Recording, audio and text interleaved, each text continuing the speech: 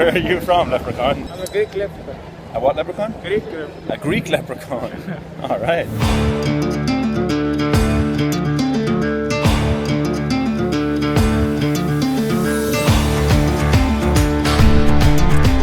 Okay, so here's the plan for today. I'm in Dublin, first time in 5 years, and I'm going to go for a little stroll around and bring you with me. And I'm going to tell you about an event I went to last night and 3 things that came to mind from that event. We're starting off here at St. Patrick's Cathedral in Dublin. It is in fact the largest church in Ireland, which means more churching for more people.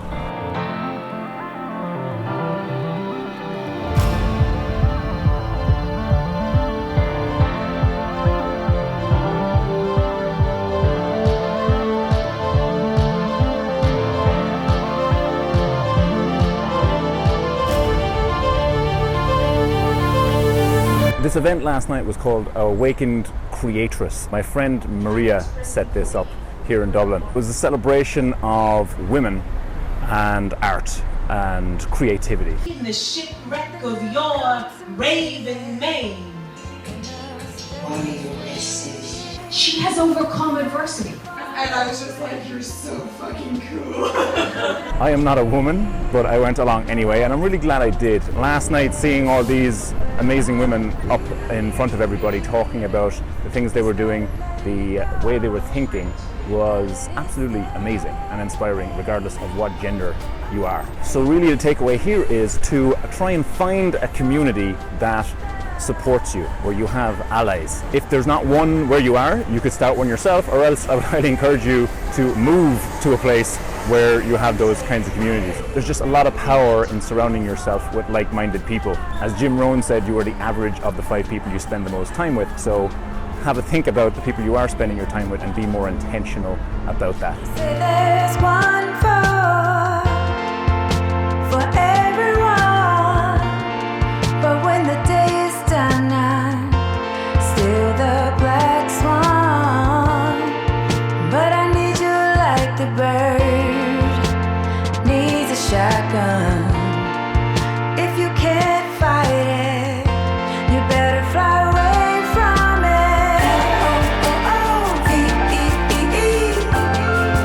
It's all about that. Alright, so the second takeaway from Awakened Creatress was via a quote that a lady named Fiona gave in her talk. It was along the lines of, the poor don't envy the rich because they have money, they envy the rich because they have freedom of conduct and speech, freedom of expression. So it's this whole idea that poor people think rich people can do whatever they want. But as Fiona noted, you don't need to be rich to do whatever you want. That's more of a frame of mind, a mindset. And if you're waiting around until you have loads of money to do whatever you want, you're probably never going to get there. Not that you'll never have enough money, but the mindset has to come first, not the money. The hundreds of hours I spent, oh could it be, could it be?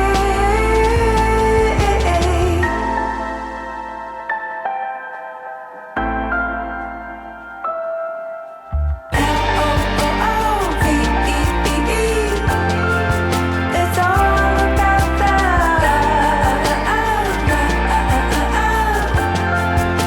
Can't get enough of.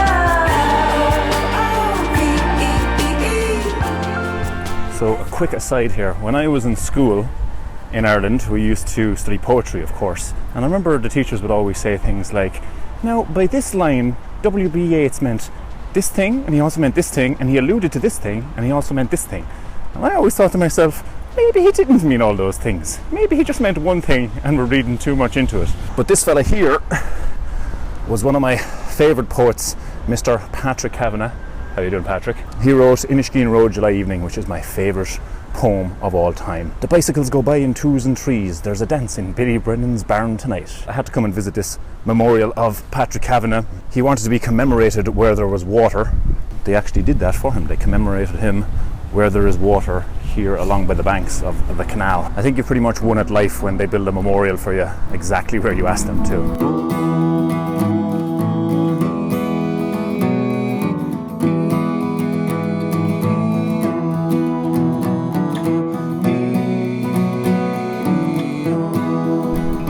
right time to go meet up with a few friends of mine, grab a coffee, recharge, and then I'll tell you the third takeaway from last night's event right after that.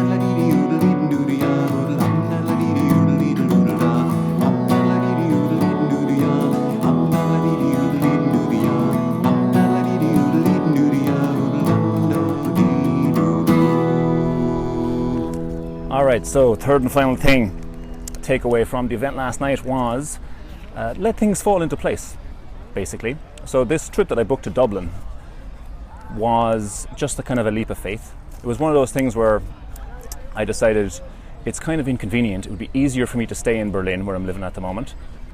But if I don't just go ahead and book it, I won't end up doing it. So the way I like to put it is, you know, often we think that we'll wait for the stars to align and then we'll take the first step. But really the way it works is you got to take the first step, and by doing that, the stars will align, or are more likely to align at least. Things tend to fall into place after you take that first step, or more likely to fall into place. So that is the takeaway, the third takeaway. If there's anything you're hesitating to commit to, take the first step there now. You know, book that flight, hand in your notice for your job 6 months from now. You can always change your mind later, you can always get your flight refunded, but by taking the first step, you're more likely to actually follow through and make that thing happen. You know there should be some kind of warning, 'cause we've been down. Alright folks, so that'll do it for this video. Cheers for watching, hope you got something out of it, and I shall see you in the next one. All the best. Should be an open door, but we're on and off and on again. Oh, it's hard to feel it, so we pretend, and then we're off and on and off again. Oh, heaven forbid.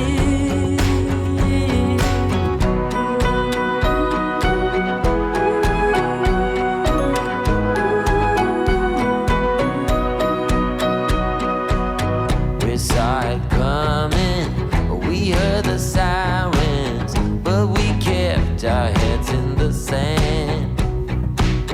And now we're back drifting, just lonely islands. We still swim